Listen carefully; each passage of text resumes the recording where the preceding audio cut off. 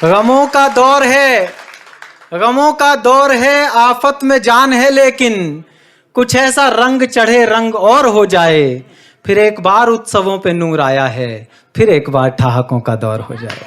जोरदार तालियों में आवाज दें अरुण जेमनी जी को।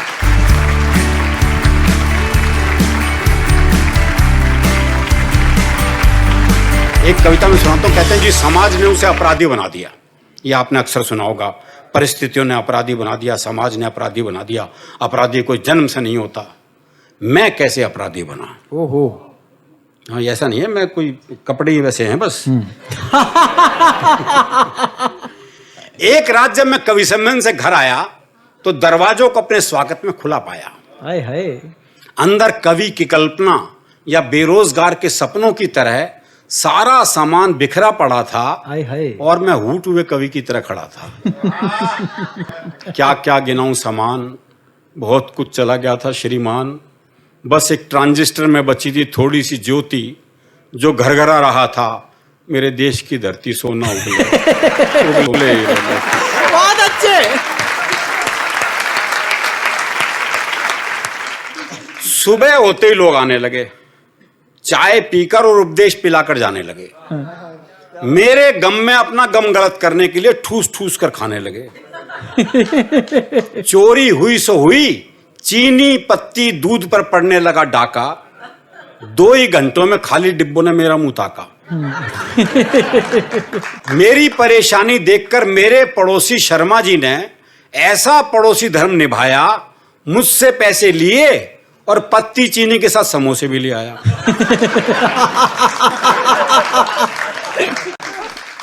इसी तरह चाय पिलाते पिलाते, चोरी का किस्सा बताते बताते सुबह से शाम हो गई।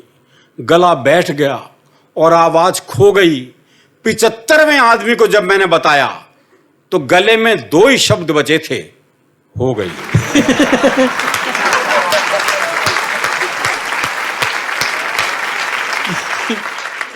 अगले दिन मैंने दरवाजे जितना एक बोर्ड बनवाया और उसे दरवाजे पर ही लगवाया, जिस पर लिखवाया, भाइयों और बहनों, कल रात जब मैं घर आया तो मैंने पाया कि मेरे यहाँ चोरी हो गई।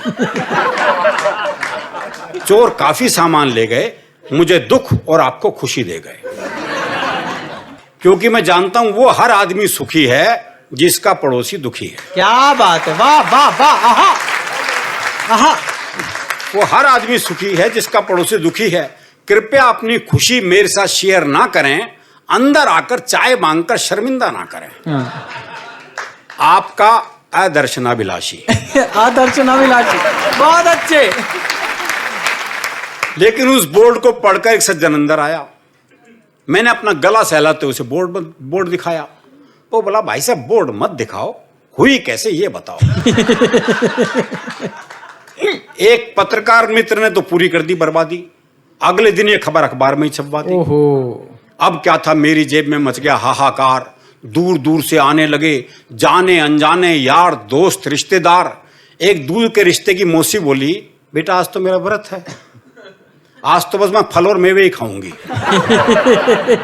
और जब तक चोर पकड़ा नहीं जाएगा तुझे अकेले छोड़कर नहीं जाऊंगी। हाय राम।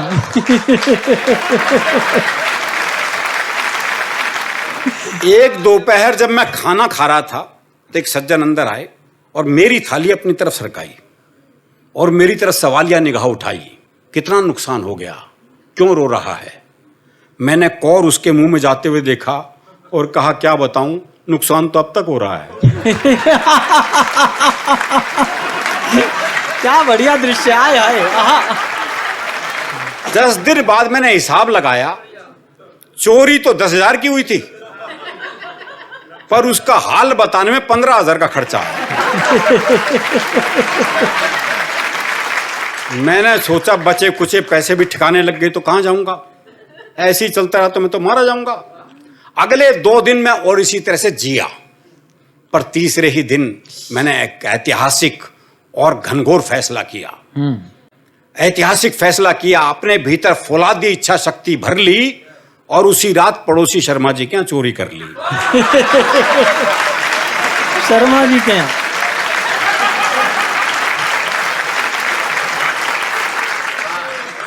अगले दिन मैंने सुबह का नाश्ता शर्मा जी के यहाँ जमाया। अपने आने वाली भीड़ को उनके यहाँ डाइवर्ट करवाया, पत्रकार मित्र से कहकर अखबार में छपवाया, और दूर के रिश्ते की मौसी को उसके दूर के रिश्ते की बुआ बनवाया। अब जब जब भी उसकी घर की घंटी बजती, मेरे भीतर के जानवर को बहुत खुशी हाय मिलती। हाय हाय आहा। अब जब जब भी उसके घर की घंटी बजती, मेरे भीतर के जानवर को बहुत खुशी मिलती। मैं मन ही मन कहता, अबे शर्मा राम भरोसे, ले और खा समोसे।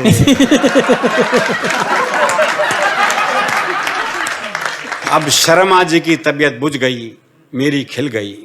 जिसकी पिछले 13 दिन से इंतजार थी, वो शांति मुझे मिल गई। क्या बात है, वाह वाह। मेरी जेब में पड़ा आखिरी 100 का नोट अब किसी से नहीं डरेगा, क्योंकि मुझे पता है कि मेरे यहाँ चोरी किसने की और मोहल्ले में अगली चोरी कौन करेगा।